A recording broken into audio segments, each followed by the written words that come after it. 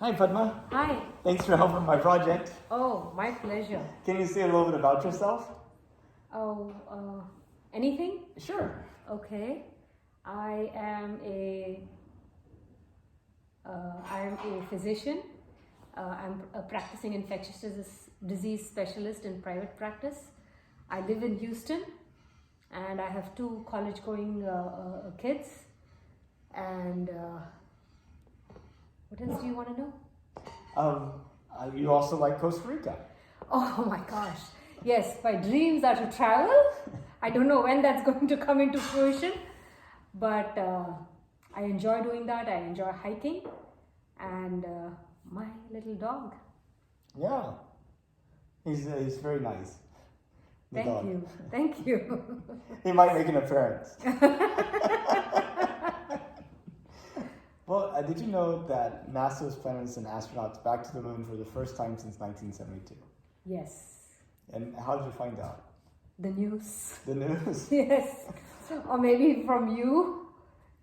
But like the news, radio, newspaper, magazine, TV? I don't know. I can't recollect where, but I don't remember where. Perhaps on the TV? Perhaps. And what do you think about it? I think it's great. I think it's great. But I hope that they can do more than just walk a few steps on the moon. I hope there's more that they can do. And talk about maybe, living there or inhabiting the space, inhabiting the moon. I would like to see some of all that. Are there any particular things that you would like to see them do besides just inhabiting, like some type of activity or research or like discovery? Research, using the dust, and the rocks there for whatever we can use here. Yeah. I haven't said it well, but you know what I mean. Yeah, maybe to discover something new, novel. Yeah.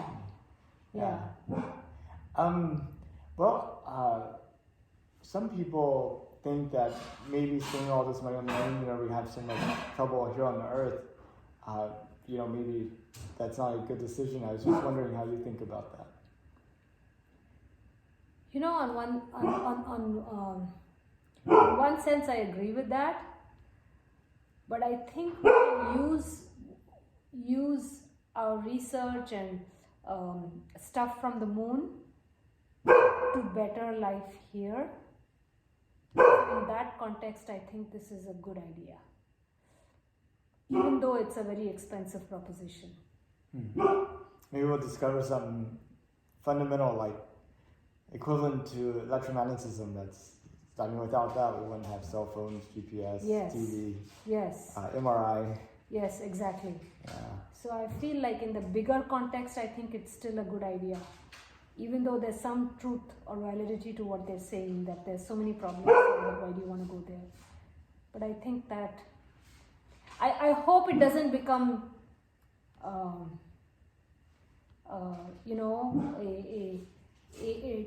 tool or a toy for the rich. I hope it just doesn't become, you pay more and you can go there.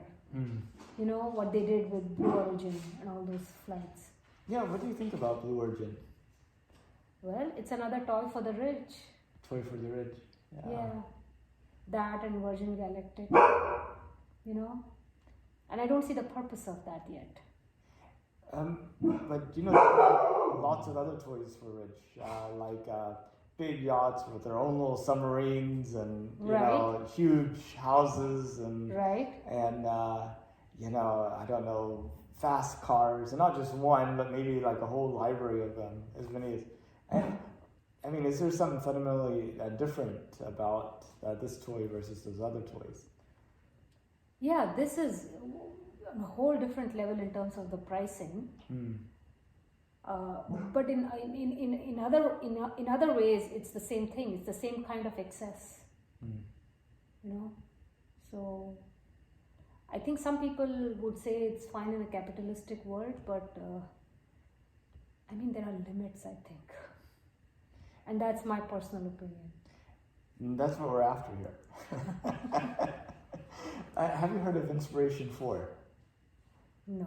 Okay, so at the end of last January, beginning of February, I'm not sure which, Jared Eisenman, who's the founder of Shift4 Payments, Oh, yeah. yeah, so he had like that fundraiser for St. Jude's, Yes. and he had sponsored a trip in space for Yes. 3 days, Yes. and he took one of the people that was a St. Jude's child Yes. cancer survivor who works at St. Jude's. Yes. He took somebody who won a drawing Yes. for donating to St. Jude's, Yeah. and he took somebody that used his payment system in like an inspiration way. Yeah.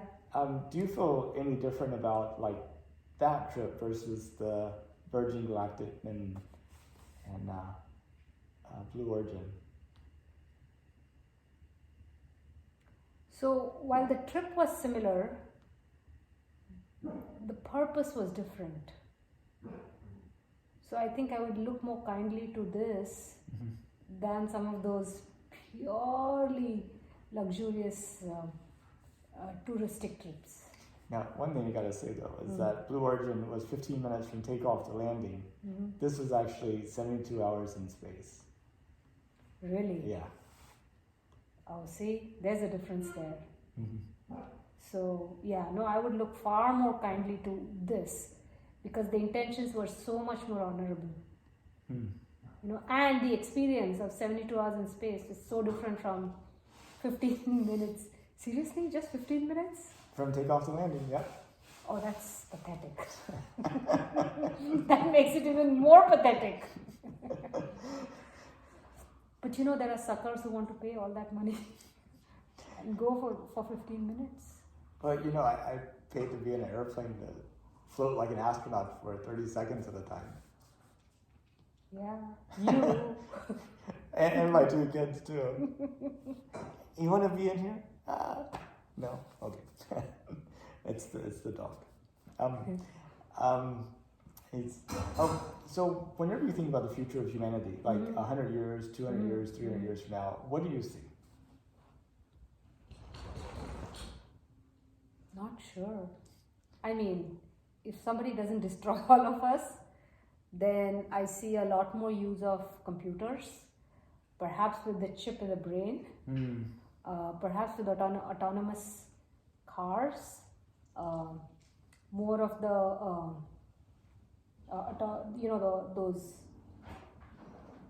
much more of space travel. What else? 20 years from now. Or 100 years from now, like even 200, 300. Yeah, that's kind of what I'm seeing. I mean, to think about 122 years ago, we had the first people fly a heavier than air craft for only a few seconds. And now, I mean... Things are moving so much faster. So maybe inhabiting Mars, yeah, I can see that happening. I mean, I've learned never to underestimate Elon Musk. Whatever he says, he's gonna do. So yeah, maybe inhabiting Mars. And he's talking about creating a 1 million person city on Mars by 2050. What do you think about that? I really think, I'm not going to bet against Elon Musk. I'm not going to bet against him. So if that's what he says, I think he's going to make it happen. Would you take a trip to space if it was affordable and safe? Well, there are 2 conditions. Yeah. Affordable and safe. And safe. Yeah. And how far would you go? Would you go to the moon? Would you immigrate to Mars? Definitely to the moon. Mars, I don't know yet. Because from what we know now, the air is not good. There's a lot of poisonous gases there. So from what we know now, I don't think I see myself ever going there. But who knows in the future? But moon, yes. It might be like Minneapolis in the winter, where you just like stay in the skyway. Who knows? Yeah, you may be right. Mm. You're good at imagining these things, Nathan, and I don't think I'm as good as imagining that far into the future as you are. It's hard to imagine that though. Yeah, I mean, back when our computers were invented, they took up entire rooms. Yeah. To go from that to the iPhone. Yeah. What's next? I mean, like, Yeah. our entire environment is likely to be some type of reactive computer experience. Yes. Yes. Like the metaverse that they're talking about. I have no idea what it means, but Yeah. Yeah, no. And the pace of change has become so much faster that if you asked me this even a few years ago, I would say no to inhabiting Mars. I would say no to going and setting up shop in the moon. I would say no. I could not even see those things happening. But now I've changed to the point where I think those are possibilities. Now, whether it's worth spending all that money, I'm on the fence with that. But, private enterprise, sure. Musk has a lot of money to burn, so if he wants to do it, go for it. Well, that's awesome. Okay, I got something for you. Uh-huh. Okay, your great granddaughter Uh-huh. was born on Mars and has lived her entire life on Mars. Uh-huh. She is now in high school. Uh-huh. She's been given this project to write a paper about what was Earth like before we took those next steps on the moon, which ultimately led to people going to Mars. And she sees this video, and you can give her that little nugget that would help her get an A. What would it be? Wow. What would I tell her?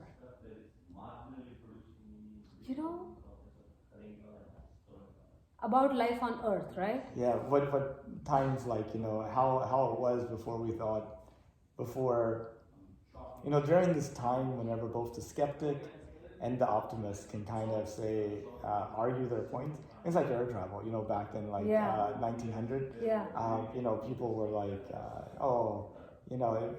you may have flight in North Carolina, but it won't work anyplace else, and it's only for like a few seconds. So what good is it? Yeah. And other people are like, oh, this is the beginning of great things. Yeah. We're gonna have airports, and we're gonna have people traveling thousands of people every day, and people are like, what are you talking about? Yeah. It can only hold one guy. Yeah. So I mean, at that point, people could actually argue both sides. Yeah. But then once you start having the 747 developed and people flying every day, there's no argument, right? I mean, at that point, it's like a settled issue. Yeah. And I think we're about a decade or so away before space travel for at scale becomes a settled issue.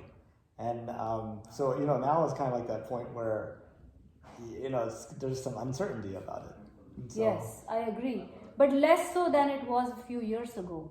I was such a skeptic about anything space related, but now I can really see some of the things. I can imagine some of those things happening, and I'm not somebody who's good at imagining the future. So I can see those things and say, okay, I really think that this is, it's going to happen. And it'll happen way sooner than I think it'll happen. But what is that one nugget that I would tell my great-great-great-grandchild about Earth? Oh, there was a lot of strife. What else would I say? Like, there are some amazing people. And technology really changed everything on Earth. Yeah, that's what I would say. And I would tell her to, the forests. The greenery and the forests are unmatched. She probably has trouble imagining what a forest is. Exactly. Or even an ocean. Yeah, or walking outside with the sky above you. Yeah. And without any kind of equipment, because in those places you're not going to be able to walk just like that. Right. So just breathing the air and watching the forests, and that's a novelty of Earth. Yeah. If I had to pick one thing, it would be that. Yeah. That's awesome. I know we covered a lot of ground. Is there anything that you wanted to add, or any questions you had for me? So what is your opinion? about the future. Uh-huh. I think we're going to survive. I think we're going to spread out into the rest of the solar system. I think we're going to make this entire universe filled with human life. And it's going to be an explosion of variety and differences. And we're going to have all of the same problems that we have with us. And a lot of people are going to go to space because, we'll probably have war and lots of pandemics and things down here. And people would prefer the natural dangers as opposed to the human-made ones, maybe. So that's a good thought, though. Yeah. That's a good thought, and you might be right on that. The people who can afford it surely will go. They will, yeah. Instead of a vacation home in the Hamptons, it's going to be a vacation home on Moon or on Mars. Exactly. Yeah, I can really see that happening. Yeah, you're right. Yeah, life is going to change way more than we can imagine. Yeah. But I think we'll make it. Humanity will. I don't know about us individually, as a collective. So China is planning to land people on the moon in 2035.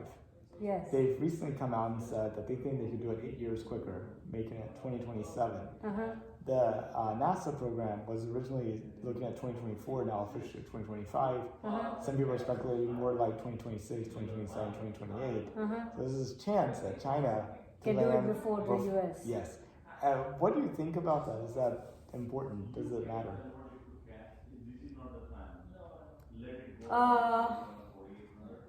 I think they will go before the US because it's a battle between the two of them.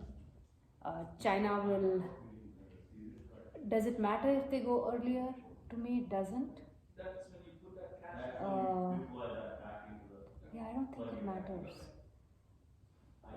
They are going to surpass the US in every which way you can imagine. And so I think this is another way where they'll reach there even before the US does. And I think that's primarily because of malfunction of the US system, the debt, the finances, whereas China can just make things happen. They can decide they want to do a certain thing and just do it. So I think that, they will do it before the US. They have a population 3 times the number of the US. Exactly. And on top of that, they have, a network of descendants or, relatives all around the world. And like. Yeah, but if you're going to mine for something and China lays claim to those areas first, then the rest of the world is in trouble. And also, China, I think, I want to test this, get your thoughts on this. The people in the US are probably like, we have nothing to really gain by going back to the moon. It's a general population. Whereas China is probably looking at, if we could beat them to it, that would be very prestigious. Yes.